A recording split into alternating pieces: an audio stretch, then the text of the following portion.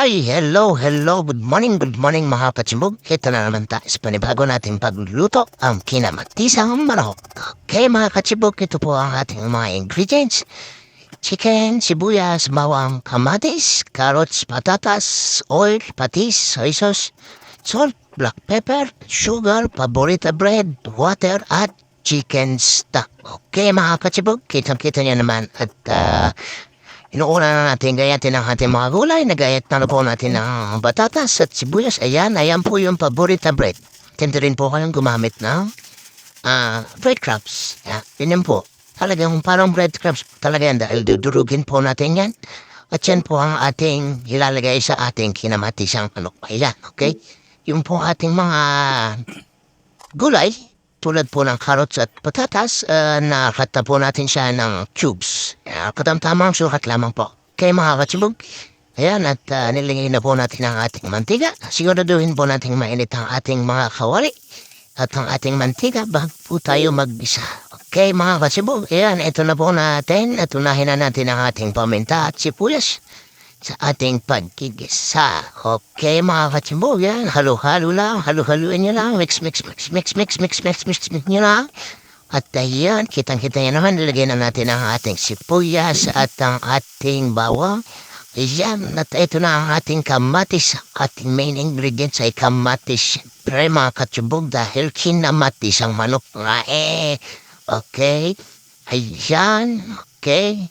Sinyo lang po mabuti para mas masarap naman siya bago nilagay ang ating manok. Okay, siyempre manok din. Chicken at kamatis ang ating main ingredients. Okay, mga katsimbog, siyempre gigisa-gisa muna natin yan. Yan na ang ating manok. Okay, yung manok na yan, hindi po ako nag-chop yan. Galing po yan sa palengke. Ayan, kita niya naman at medyo malaki. Pero okay na rin yan, mga katsibog. At tamang-tama lang din naman.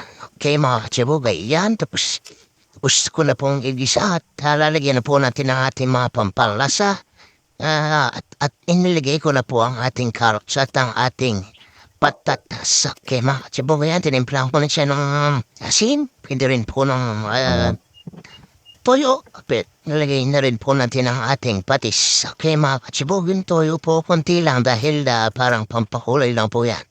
Kaya mag-iingat kayo mga katsibog dahil may toyo, may asin, may patis, medyo lahat yun is pampaalat. Kaya ingat-ingat po sa paglalagay dahil medyo mapapaalat yan. Kaya konti-konti lang mga katsibog. Okay? Ayan, inilagay ko na po ang ating chicken stock o pork stock. Pwede naman yan. Wala pong problema. Hindi po sila mag-aaway dyan kahit chicken at pork ang nasa loob. Wala pong problema dyan mga patsibog. Okay, dyan, tikman muna natin. Nilagyan ko na siya ng konti. Sukal, ayan, sukali.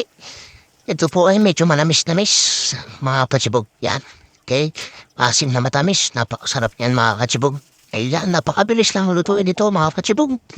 At wala pang isang oras yung maluluto yun na to, mga patsibog. Pero siyempre, kung gusto niyo bang mas lutuin ang ating manok at mas malambot, pakuloy niyo siya mabuti. At ayan, dinagdagan ko ng tubig. Dagdagan nyo lang siya ng tubig para kumulo siya at maluto siya mabuti. Okay?